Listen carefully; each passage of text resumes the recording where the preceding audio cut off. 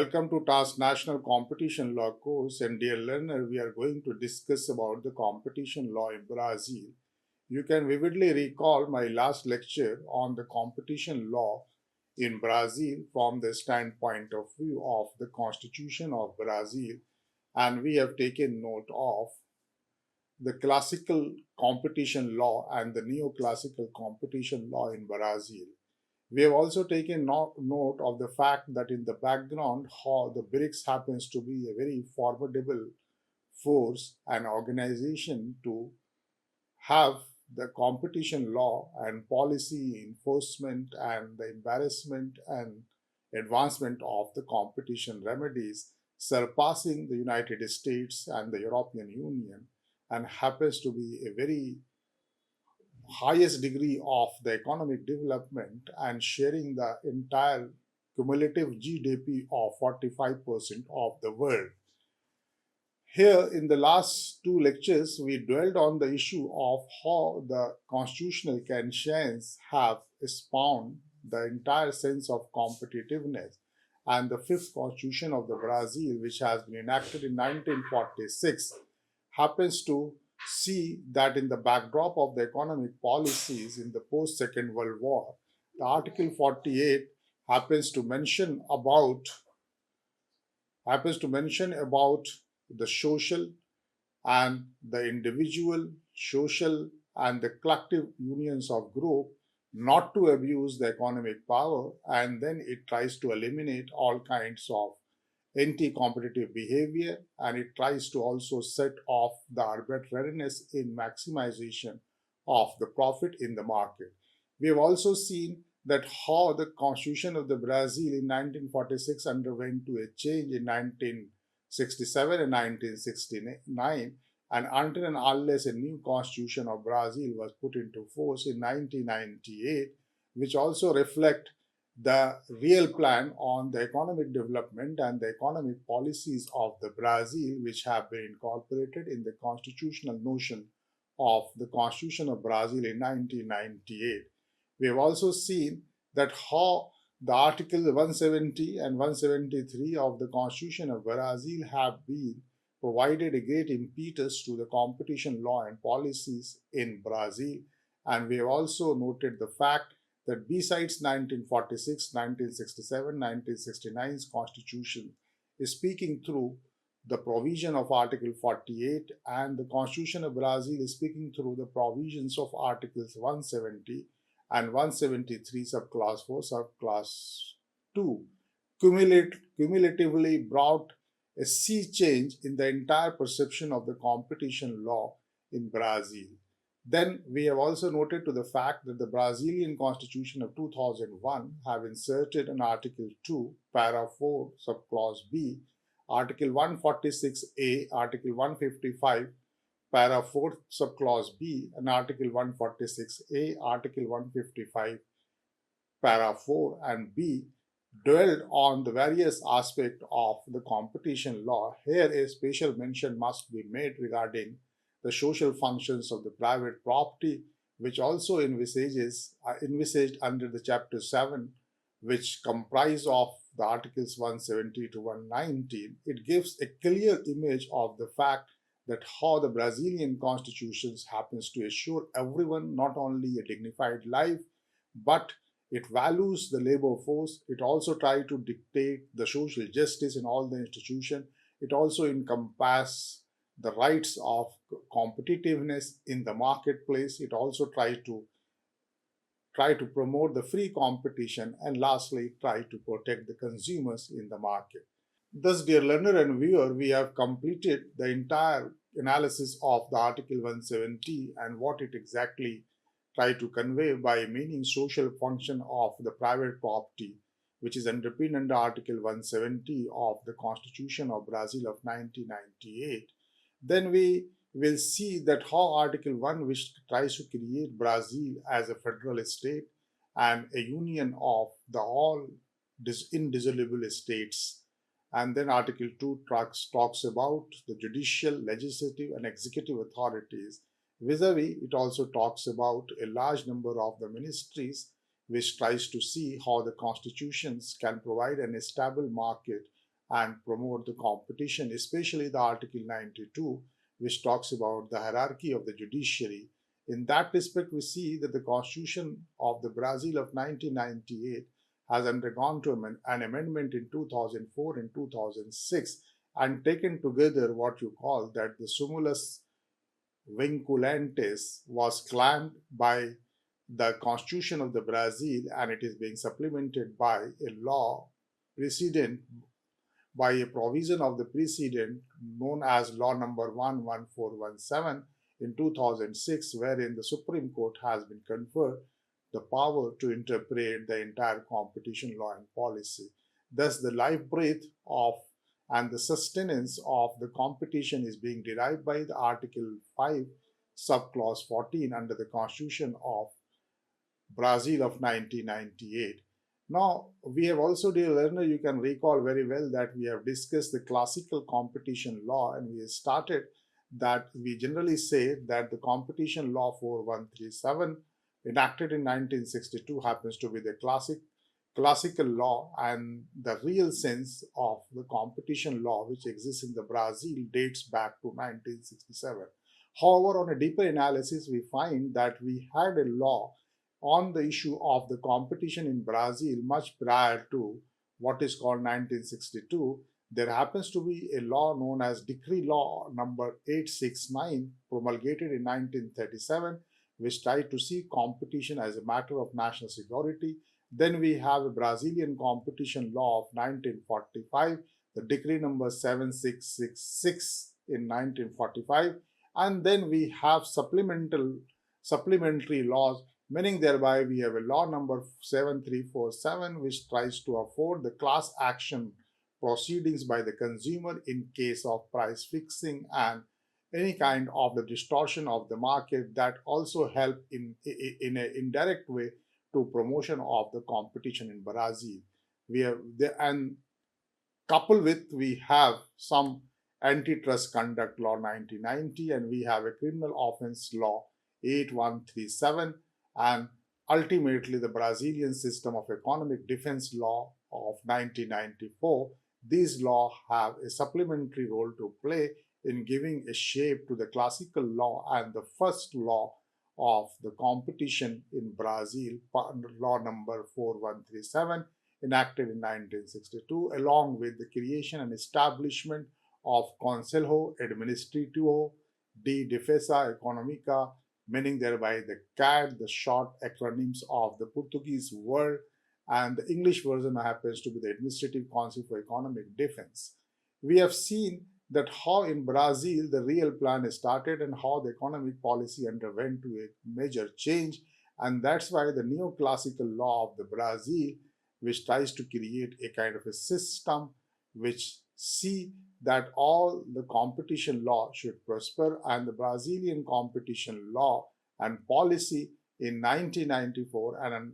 economic policies and the real plan of the economic policy and the Constitution of 1998 has undergone to see change, and it created the three sets of agencies. The first obviously happens to be the CAD, and then the Economic Law Office SDE in the Ministry of Justice, and the Secretariat for Economic Monitoring in the Ministry of Finance. Then taken as a whole, these three agencies, which were put into force by the 1962 law on the competition and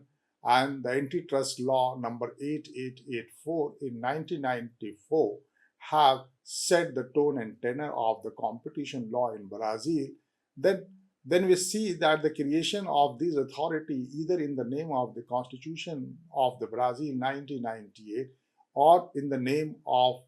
the promulgation of the real plan in 1994, changing the entire economic policies and focus, or then the antitrust law of 884 of 1994, we find that the actual working of the competition law was not free from some kind of a limitation and inherent weaknesses. We notice that all these are three authorities, meaning thereby the CAD, the Economic Law Office, the Secretariat of Economic Monitoring, happens to have an overlapping enforcement, and there happens to be the multiple responsibilities, there happen to be the repetitive responsibilities, there have been a large number of the backlog of the merger review cases. There have been cases which happens to rise in pendency dealing with the anti-competitive conduct, and there has been a large number of cases which were still pending by delay and latches in matters of investigation of the competition dispute. Therefore, it was thought appropriate, with the experiences of the working of these three agencies, meaning thereby the CAD, the Economic Law Office, and the Secretariat for Economic Monitoring, then ultimately it was thought nothing but imperative to have a new law on the competition. And that new law on the competition is known as the Brazilian Antitrust Law number 12529, passed in 2011 by the Brazilian Congress. And this competition law have tried to plug the loopholes and the defects of two earlier laws, which happens to be the Brazilian Antitrust Law of number 8884 of 1994 and the Antitrust Law number 4137 of 1962. So this law happens to address some of the very basic issues of the unfair competition, and then it tries to give a kind of a new kind of a generations of the law. And this law ultimately try to see the intricate three agency structure into a single autonomous structure. And then what it did, that it reduced the overlapping functions, it tried to accelerate the merger review, it tried to fortify the legal certainty, and contributed to a great extent to the modernizations of Brazilian competition law and enforcement system. The new CAT, the umbrella authority or umbrella organization for all kinds of the competition disputes, now have changed to three other bureaucratic kind of a setup. Earlier, we have a different kind of a setup under the 1994 law. Now, in the 2011 law, we created three other kinds of the setup besides the CAD. On the top of the pyramid of the administrative structure of the competition laws and policy, we created administrative tribunal, we created superintendents general, and we created the Department of Economic Studies. Thus, we see that the law number 12529 of 2011, which happens to be the modern law, is a departure from the earlier law, and for that reference we have to see that Article 36 of that law sets forth the basic framework of the anti-competitive conduct in Brazil. Article 36 addresses all types of anti-competitive conduct, and other than mergers, the law and the provision did not change the definition or the types of anti-competitive conduct, but what it did, that it says with very certainty that all kinds of the merger without approval, all kinds of anti-competitive conduct are to be prosecuted in Brazil under the previous law. Then the law tries to prohibit all the acts whose object and effect is to limit, restrain, in any way adversely affect open competition and the free enterprises. The new law also tries to control a relevant market for certain goods and services. The law of 2011